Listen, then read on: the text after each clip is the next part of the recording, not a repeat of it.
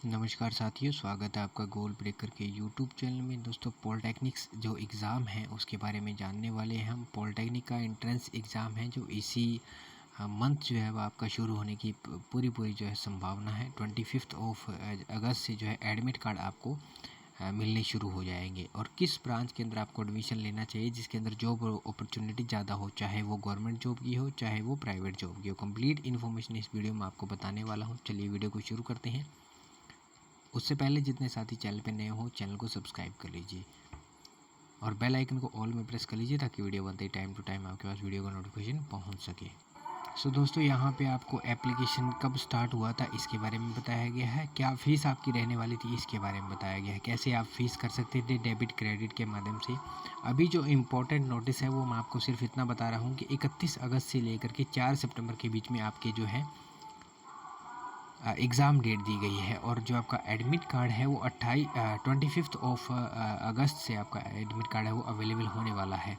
ये हम कहाँ की बात करें, ये उत्तर प्रदेश के अंदर जो जॉइंट एंट्रेंस एग्ज़ाम है यूपी जेईई यानी कि पॉलिटेक्निक्स के लिए जो एंट्रेंस एग्ज़ाम है उसकी बात हो रही है। और यहाँ पे नीचे मैं आपको बता दूं कि यहाँ पे पूरा आपको क्राइटेरिया बताया गया था कि किस तरह से आपको एलिजिबिलिटी क्या रखनी है। और अगर आपका एग्ज़ाम हो जाता है उसके बाद आपके जो नंबर आते हैं, नंबर के हिसाब से आपको डिपेंड करेगा किस कोर्स के अंदर प्रेफरेंस आपको भरने के लिए मौका मिलेगा।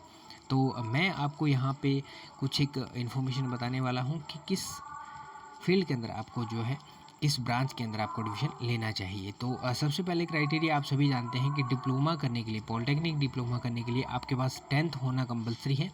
और 10th जो है वो आपकी मिनिमम मार्क्स से पास होनी चाहिए और 10th आपकी पीसीएम से होनी चाहिए। ठीक है, पीसीएम से अगर आपके पास 10th होती है यानी कि फिजिक्स केमिस्ट्री मैथ उसके अंदर रहता है तो आपका एडमिशन वहाँ पे लिया जाता है। और मोस्टली 10th के अंदर हमारे यही होता है। तो 10th नॉर्मल आपकी उसके अंदर होता है तो वहाँ एडमिशन होएगा। 3 साल की कोर्स की ड्यूरेशन रहती है।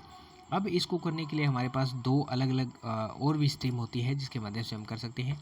या तो कोई कैंडिडेट +2 का हो, 10+2 का हो, लेकिन वो कैंडिडेट किससे होना चाहिए, फिजिक्स केमिस्ट्री मैथ से होना चाहिए जिसके तीनों सब्जेक्ट इसके अंदर होते हैं। तो उस कैंडिडेट को 1 साल की छूट मिल जाती है। डायरेक्टली उसका सेकंड ईयर डिप्लोमा के अंदर डिवीजन हो जाता है पॉलिटेक्निक डिप्लोमा में, जिसे हम लेटरल एंट्री बोलते हैं, जिसे लेटरल एंट्री बोला जाता है। एक तरीका और होता है लेटरल एंट्री से एडमिशन लेने का। यहाँ आपको 1 साल की छूट मिल जाती है। यहाँ पे आपके पास अगर ITI है, इंडस्ट्रियल ट्रेनिंग इंस्टीट्यूट से 2 साल का डिप्लोमा है, तो औद्योगिक प्रशिक्षण संस्थान जिसे हम बोलते हैं। और यहाँ से आपके पास अगर डिप्लोमा रहता है, ITI का डिप्लोमा रहता है, तो आपको यहाँ कोर्स के अंदर 1 साल की छूट मिल जाती है पॉलिटेक्निक के अंदर और आपका डायरेक्ट सेकंड ईयर के अंदर डिवीजन हो जाता है। अब बात करते हैं कौन कौन से कोर्सेज इसके अंदर आते हैं। अगर आप ITI से रिलेटेड कोई वीडियो चाहते हैं तो मेरे साथ कॉन्टैक्ट कर सकते हैं, मैं आपको वीडियो प्रोवाइड कर दूँगा। ITI के अंदर आपको किस ट्रेड में एडमिशन लेना चाहिए, कौन सी ट्रेड में ज़्यादा अपॉर्चुनिटी जॉब की रहती है, या प्राइवेट सेक्टर के अंदर कंपनीज वगैरह में कौन सी रहती है। सबसे पहले अगर हम कोर्सेज़ की बात करें तो यहाँ पे आपके पास कई सारे कोर्स आते हैं। जैसे डिप्लोमा इन इंजीनियरिंग 3 साल का कोर्स है, डिप्लोमा इन एग्रीकल्चर इंजीनियरिंग 3 साल का कोर्स है। लेकिन अगर आप लेटरल एंट्री के थ्रू जाते हैं तो वहाँ आपके 2 साल रहेगा। लेटरल एंट्री में +2 और ITI के बेस पे आप एडमिशन ले सकते हैं। अगर आप 10th बेस पे जाते हैं तो आपको 3 साल का कोर्स ही करना पड़ेगा। ठीक है, उसके बाद आपके पास आता है फैशन डिजाइनिंग के अंदर, fashion designing and garment technique in technology के अंदर डिप्लोमा। उसके बाद होम साइंस के अंदर टेक्सटाइल डिज़ाइन प्रिंटिंग के अंदर। नेक्स्ट है आपका modern officer management and secretarial service, ये D पे है। फिर D पे है लाइब्रेरी एंड इंफॉर्मेशन साइंस के अंदर आपके पास डिप्लोमा। उसके बाद diploma in pharmacy, diploma in pharmacy, diploma in biotechnology, diploma in computer application. उसके बाद कई सारे अदर डिप्लोमा होते हैं। उसके बाद डिप्लोमा इन होटल मैनेजमेंट, बहुत ही अच्छा कोर्स है। उसके बाद diploma in aircraft maintenance engineering, बहुत अच्छा कोर्स है। उसके बाद है diploma in aircraft maintenance engineering avionics इसके अंदर दे रखा है। ये कौन सा शायद कोई नया कोर्स इंट्रोड्यूस हुआ है, मैं इसके बारे में वाकिफ नहीं हूँ। डिप्लोमा इन इंफॉर्मेशन टेक्नोलॉजी, बहुत ही अच्छा कोर्स है। डिप्लोमा इन इंजीनियरिंग लेटरल एंट्री से ये बताया गया है। इसके अंदर +2 आपको दी गई जैसा कि मैंने आपको बताया था। अब कुछ एक कोर्स और क्या होते हैं, जैसे डिप्लोमा इन मैकेनिकल इंजीनियरिंग जो कि बहुत ही फेमस है। डिप्लोमा इन इलेक्ट्रिकल इंजीनियरिंग जो कि बहुत फेमस है, diploma in civil engineering, diploma in computer engineering, diploma in आपका आता है कंप्यूटर के बाद इलेक्ट्रॉनिक्स एंड कम्युनिकेशन इंजीनियरिंग। तो ये भी कई सारे आपके पास डिप्लोमा रह जाते हैं। इनकी मैंने अलग से सूची बनाई है।